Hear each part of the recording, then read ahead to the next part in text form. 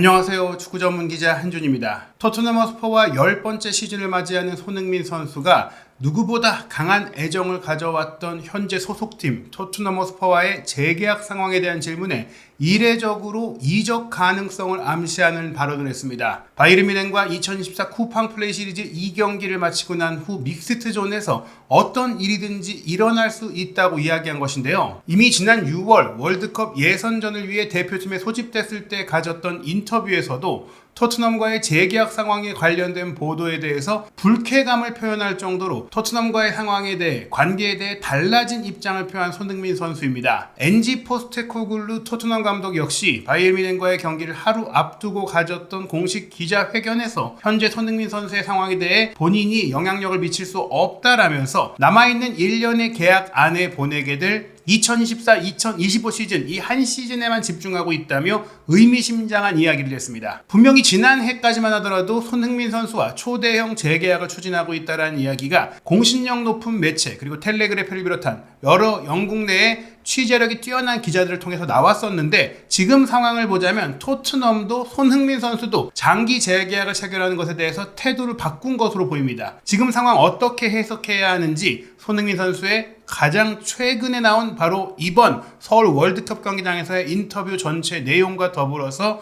분석해드리도록 하겠습니다. 먼저 포스테코글루 감독이 바이에른 뮌헨과의 경기를 앞두고 여의도 IFC에서 가졌던 기자회견 행사에서 했던 발언 중에 손흥민 선수와 계약 마지막 해인데 연장 이야기가 나오고 있다. 이에 대해서 어떻게 생각하느냐는 질문이 나왔어요. 이 연장 이야기가 지난해에 나왔던 것처럼 2년 내지 3년가량을 추가적으로 새롭게 계약을 체결하는 게 아니라 기존에 계약되어 있던 조항을 1년 연장 옵션을 발동하는 것으로 진행될 것이다라는 보도가 계속해서 나오고 있기 때문인데요. 이에 대해서 포스테코글루 감독은 조금 굳은 얼굴로 보수적이고 신중한 대답을 했습니다. 네, 그건 제 영역이 아닙니다. 제가 항상 해왔고 앞으로도 할 일은 선수들의 계약 상황과 관계없이 모든 선수들을 똑같이 대우하는 것입니다. 벤 데이비스와 소니, 손흥민 선수는 이 축구클럽 토트넘의 중요한 부분이라고 할 수 있습니다. 현재 우리 팀은 정말 젊은 팀이기 때문에 경험 많은 선수들이 필요하고 두 선수는 확실히 올바른 본보기,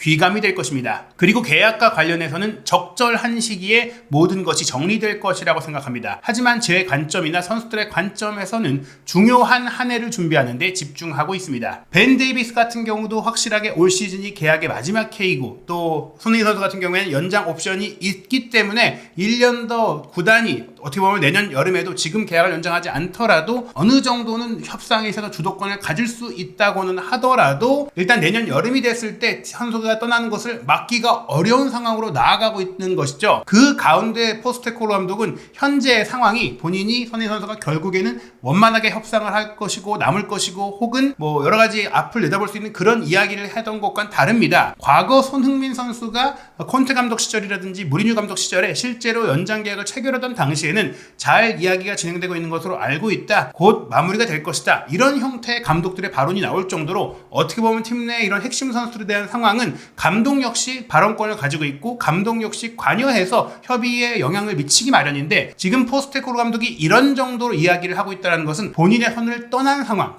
즉 본인이 영향을 미치기가 어려운 구단의 입장과 손흥민 선수 본인의 입장이 굉장히 명확하게 조금은 어떤 올 시즌의 결과에 달려있다라고 보시면 될 것 같은데요. 저희가 여러 차례 말씀드린 대로 2023-2024 시즌 포스테코글루 감독이 부임한 그 시즌에 다음 시즌에 챔피언스리그 진출권을 얻지 못함으로 인해서 양자 간에 원하는 것들을 확실하게 이루기 어려울 수 있다라는 생각 속에 연장 계약 체결이 미뤄졌고 만약 2024-2025 시즌에도 그 결과물을 얻지 못한다면 장기 재계약을 맺는 것이 서로에게 모두 부담스러울 수 있다. 토트넘 입장에서는 손흥민 선수가 커리어의 마지막 전성기를 보내는 시점에서 챔피언스 리그에 출전을 하고 또 우승컵을 노릴 수 있는 팀으로 떠나는 것을 더 이상 막기가 어렵고 본인 역시 팀에 대한 애정에도 불구하고 마치 해리 케인 선수가 지난해 결국에는 바이에른 뮌헨으로 떠난 것과 같은 일이 바로 2025년 여름에는 있을 수 있다는 있다라는 것이죠. 그런 것들을 반영한 것이 바로 이번 손흥민 선수의 인터뷰인데요. 너무나 뜨거운 관심과 사랑을 받은 이번 쿠팡 플레이 시리즈 내한 경기를 마친 시점에 정말 그 마음과 감동이 고스란히 남아있을 시점에 손흥민 선수가 조금은 냉정한 코멘트를 한 것입니다. 실제로 바이에른 뮌헨과의 경기 내용조차 어떻게 보면 손흥민 선수 입장에서는 선수단의 체력적인 문제, 먼저 아시아에 도착했다고 하더라도 빗셀 고베전, 팀 K리그전, 그리고 이번 바이에른 뮌헨전까지 연달아 경기를 치렀던 것이 체력적으로 악영향을 미치면서 경기력 저하로 왔을 수는 있지만 그것을 넘어서는 조금은 토트넘이 어린 팀이라는 점, 토트넘이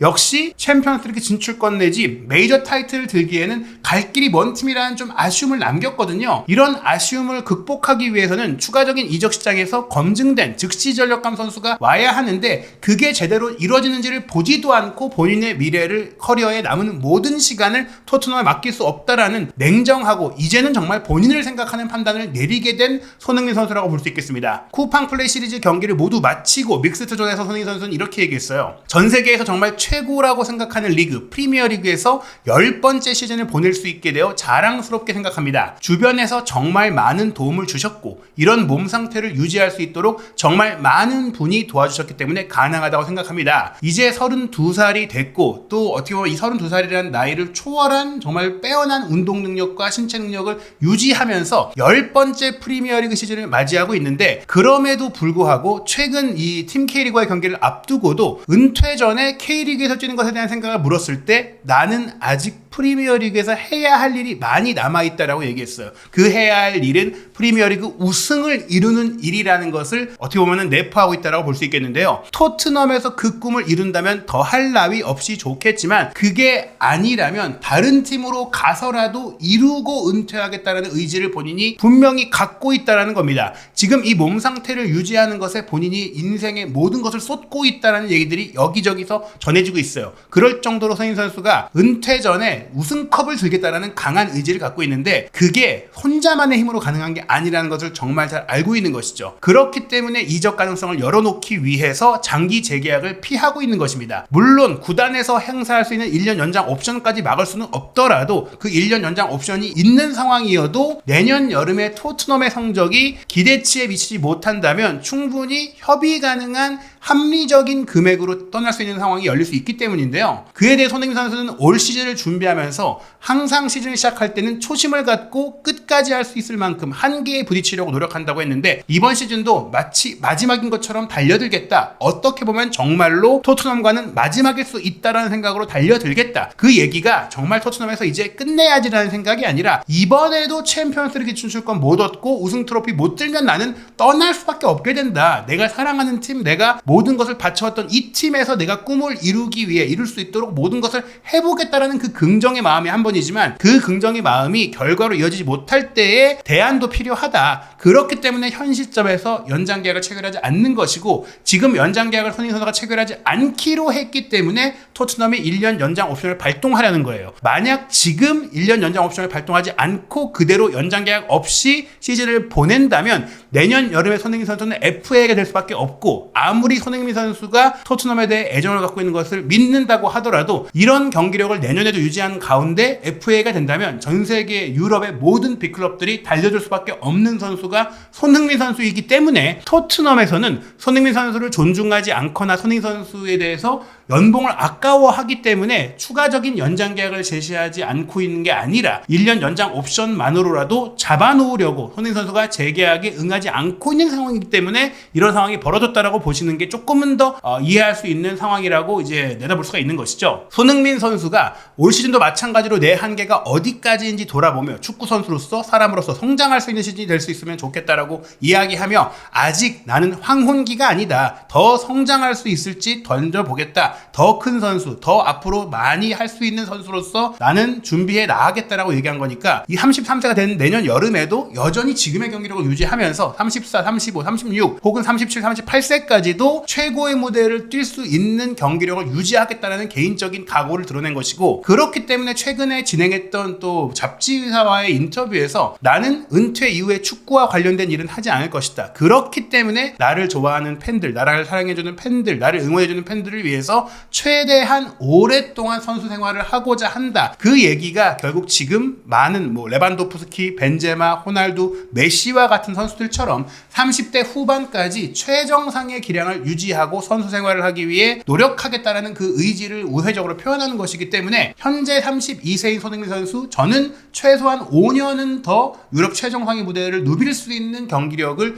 유지할 것이다. 2026 북중미 월드컵, 2027 사우디 아시안컵까지는 최소한 대표팀의 주장으로 활약을 하면서 또 대표팀의 주장이라는 타이틀에 걸맞은 유럽의 좋은 팀에서 활동을 하면서 그 시점 이후에 고민을 할 것이다라고 봐야 되는 것이죠. 그런 상황 속에서 본인이 메이저 타이틀을 원하기 때문에 그 가능성을 최대한도로 열기 위해 이제는 섣불리 재계약을 맺지 않는다. 아직 구단 토트넘에 속해 있는 선수이기 때문에 드릴 말씀이 없다고 한 것은 재계약에 대해서 긍정적으로 진행하고 있는 선수들의 멘트가 아니에요. 모든 가능성이 있다. 최선을 다하다 보면 어떤 일도 벌어질 수 있다. 그 얘기는 내가 최선을 다해서 토트넘의 우승컵을 안기고 챔피언스리그 진출권을 안기면 당연히 재계약을 할 수가 있다. 혹은 그런 상황이 나는 최선을 다했지만, 나는 기량을 유지했지만 팀이 따라주지 않을 경우에는 어떤 일도 내가 최선을 다했을 때 다른 나이에 관계없이 좋은 클럽으로의 오퍼도 올 수 있다는 것까지도 가늠할 수 있는 멘트인 것이죠. 앞날을 예측할 수 없는 것처럼 항상 주어진 위치에서 열심히 하다 보면 좋은 상황에 마주칠 수 있을 거라고 생각한다. 그저 나는 어디로 갈지 셈을 하고 재기보다는 그냥 하루하루 최선을 다하면서 나의 경기력을 유지하고 끌어올리고 발전하는 것에 집중하다 보면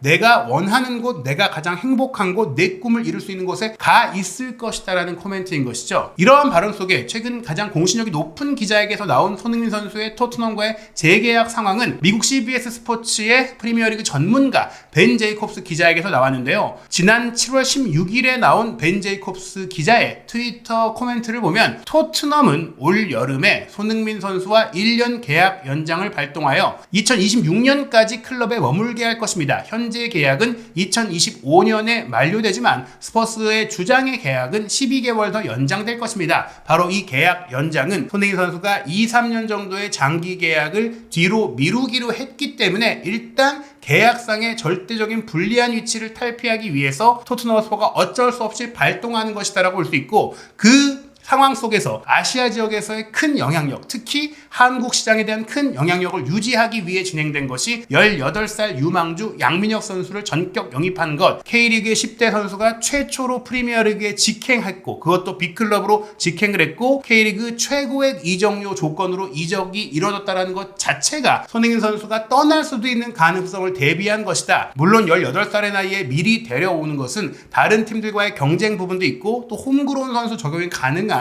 다양한 방안을 마련하는 과정 속에 영입일 수도 있겠지만, 결국 가장 중요한 부분은 이 선수의 포지션도 오른발을 주발로 쏘는 양발잡이의 왼쪽 측면 공격수를 주로 볼 수 있다는 점에서 위치와 상업성과 다양한 많은 요건에 있어서 손흥민 선수의 후계자인 것이 명확하기 때문에 이 부분들은 물론 언젠가는 손흥민 선수의 후계자를 찾아야 하기 때문에 지금까지 황희찬 선수라든지 배준호 선수라든지 이런 선수들도 계속해서 토트넘의 레이더망에 올랐었고 이강인 선수까지도 영입 리스트에 올랐던 것처럼 손흥민 선수 이후를 준비해 왔던 것은 이전에도 있었던 일이지만 결국 영입 확정까지 가져갔던 양민혁 선수의 사례는 이제 손흥민 선수의 계약이 언제 끝나고 언제 그가 떠날 수 있을지 모른다라는 우려가 있었기 때문에 더욱더 적극적으로 추진됐다라고도 볼 수 있는 것입니다. 또한 토트넘 허스퍼는 왼쪽 측면 자원으로 양민혁 선수를 장기적 자원으로 영입한 것뿐만이 아니라 그 외에도 솔로몬이라든지 존슨이라든지 베르너의 임대를 또 완전 영입으로 옮길 수 있는 조건이라든지 여러 측면에 있어서 결국 브라이언 힐 선수조차도 지로나로 간 게 임대 계약으로 갔거든요. 어찌 보면 측면 자원들은 꽤 많이 있고 16세의 유스 출신 유망주인 마이키 무어도 있고 돈리까지도 그 자리를 볼 수 있기 때문에 그 포지션, 손흥민 선수의 포지션에 쓸 수 있는 선수는 굉장히 많아요. 지금 영입하고자 하는 최전방 공격수가 가장 정말 중요한 부분들은 히샬리송조차도 어떻게 보면은 왼쪽 측면을 기반으로 스트라이커 9번 공격수 뒤에서 뛸 때 가장 잘하는 선수거든요. 결국 손흥민 선수가 팀을 떠나 남았을 때 대비할 수 있는 자원들을 꽤 많이 확보해 놓은 토트넘입니다. 물론 그 어떤 선수도 손흥민 선수만큼의 영향력과 경기력과 또 팀 내에서의 리더십이라든지 분위기 메이커로서의 역할을 할 수 없지만 지금 그 어느 누구도 손흥민 선수의 그런 존재감을 대체하기는 어렵거든요. 그것을 인정하면서 다른 요인에서의 강점을 찾아야 하는데, 케인이 떠난 이후 그 자리를 채우기 위해서 현재 가장 집중하고 있는 게 바로 9번 공격수 영입이고, 그 과정 속에서 본머스의 도미닉 솔랑키가 토트넘과 강하게 연결되고 있습니다. 포스테코글루 감독이 한국 투어 기간에 가졌던 인터뷰에서도 셀틱 시절에는 일본 대표 공격수인 후루아시 쿄고가 9번 공격수로 뛰었고, 내가 일본에서 요코하마에서 일했을 때도 항상 나의 팀에는 전문 9번 공격수가 있었다. 지난 시즌 토트넘에서 일할 때는 약간 창의적이어야 했다. 왜냐하면 전문 9번 공격수가 없는 상태였기 때문입니다. 해리 케인이 팀에 남았었다면 저는 분명히 그를 기용했을 것이지만, 케인이 떠났고 케인의 역할을 할 수 있는 스트라이커가 오지 않았기 때문에 히샬리송, 혹은 손흥민 선수, 또 클루세프키나 존슨이나 여러 선수들을 가짜 9번에 가깝게 기용을 했던 상황을 이야기한 것이죠. 그래서 우리에게 더 중요한 것은 어떤 유형의 스트라이커를 영입하느냐. 이번에 영입할 스트라이커는 속도감이나 기술감이나 그런 분들보다도 9번 역할, 포스트 플레이가 가능한 선수를 찾고 있다는 겁니다. 솔랑키가 가장 유력한 선수로 거론되고 있지만, 영국 정론지인 더 타임즈에 따르면 본머스가 설정한 6,500만 파운드의 바이아웃 금액을 토트넘은 지불해주고 싶은 생각이 없다. 낮춰서 협상하고 싶어 하는데 쉽지 않은 상황이다라고 언급을 했고요. 그러한 과정 속에 풋볼 런던이 최근 토트넘과 연결되고 있는 여러 공격수 후보들을 언급했는데, 솔랑키 외에도 스포르팅 리스본의 빅토르 요케레스, 릴의 캐나다 대표 공격수인 조너선 데이비드, 라이프치히의 오펜다 등이 거론되고 있는데요. 남은 이제 이적 시장 마감 기간은 한 달도 채 되지 않죠. 이 한 달 안에 누군가를 데려올 수 있을지, 이 부분이 가장 중요한 요소입니다. 이렇게 좋은 스트라이커를 데려온다면 손흥민 선수가 떠난 이후에 팀의 득점력 공백을 메우면서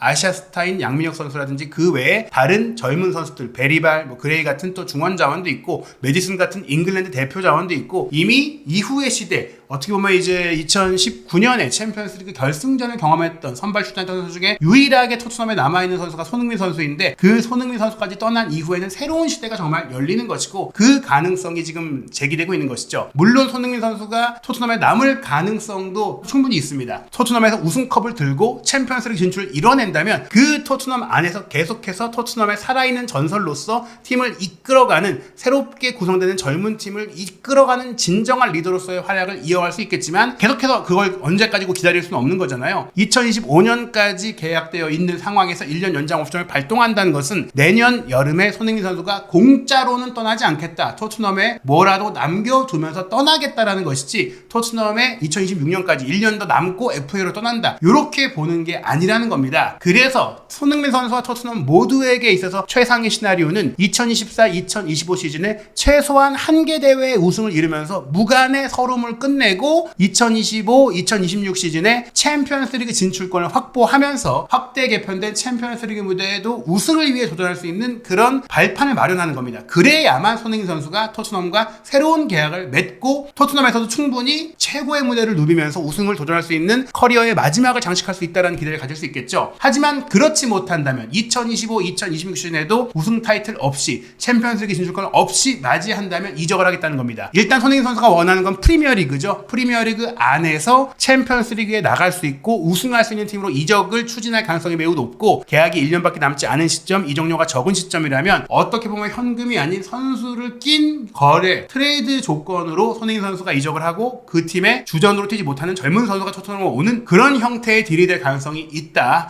맨시티, 리버풀, 맨유, 이런 우승권 팀들, 혹은 첼시나 다른 또 거액의 자금을 갖고 있는 팀들이 여기서 대상이 될 수 있다고 보고요. 만약 정 프리미어리그에서 손흥민 선수가 연결될 수 있는 팀이 없는 상황이라면, 현재 아시아 스폰서십이 유치될 경우에 충분히 손흥민 선수와 같은 빅네임을 영입하면서 챔피언스리그 우승을 노릴 수 있는 팀 바르셀로나와 연결될 가능성이 그나마 프리미어리그 외 팀 중에는 가능성이 있다라고 볼 수 있겠습니다. 프리미어리그의 우승권 팀 내지 바르셀로나가 만약 손흥민 선수가 결국 2025년에 토트넘을 떠난다면 선택할 수 있는 행선지가 될 수 있고, 그 팀과는 아마도 아주 긴 계약을 맺지는 않을 거예요. 해당 팀 역시 이제 30대 중반으로 나아가는 손흥민 선수에게 길어야 2년가량 옵션이 포함된 2+1년가량의 계약을 제시할 가능성이 있습니다. 여기에는 물론 한국인 스폰서십이 따라올 수 있기 때문에 지금도 토트넘 허스퍼가 투미라는 브랜드라든지 뭐 여러 이제 많은 스폰서십을 손흥민 선수를 통해서 유치하면서 꽤 많은 수익을 내고 있다 보니까 결국 손흥민 선수의 연봉이나 또 2025년 여름 시점에 어느 정도의 투자를 통해서 손흥민 선수를 데려온다고 하더라도 그 자금을 회수하는 건 뭐 어려운 일이 아니거든요. 그렇기 때문에 손흥민 선수가 지금 연장 옵션만으로 팀에 남게 되는 것은 본인의 의지도 담겨 있다라고 보시면 될 것 같습니다. 손흥민 선수는 계속해서 유럽 커리어를 이어갈 거라고 생각합니다. 2026 북중미 월드컵과 2027 사우디 아시안컵까지는 최소한 한국 대표팀의 주장의 위상에 걸맞는 팀에서 뛰면서 아마도 2026, 2027 시즌이 끝난 시점에 만약에 유럽 내에서 메이저 타이틀을 들었고 또 챔피언스리그 무대를 어느 정도 충분히 뛰어봤다면 거기서 뭔가 원없이 도전을 해봤다면 그 시점 2027년 여름 내지 2028년 여름 시점에는 아마 새로운 리그로의 도전에 마음을 열 가능성이 있다. 미국이나 사우디나 혹은 다른 제3의 리그로의 도전 가능성이 그때는 열릴 수 있지만 그 시점에도 여전히 최정상의 경기력을 유지하고 있다면 굳이 또 그런 도전에 나설 꼭 필요성은 없겠죠. 그렇기 때문에 아직 모든 가능성이 열려있고 또 앞으로 어떤 일들이 벌어지냐에 따라서 앞날은 알 수가 없다라고 볼 수 있겠습니다. 가장 중요한 것은 현 시점에서 토트넘이 손흥민 선수에게 연장 옵션만 발동을 하고 추가적인 재계약 제한을 하지 않는 것은 본인들이 손흥민 선수를 못 믿어서가 아니라 손흥민 선수 본인의 의지, 본인이 내년 여름에는 새로운 가능성을 조금 더 폭넓게 가져가기 위한 운신의 폭을 위한 결정의 가능성이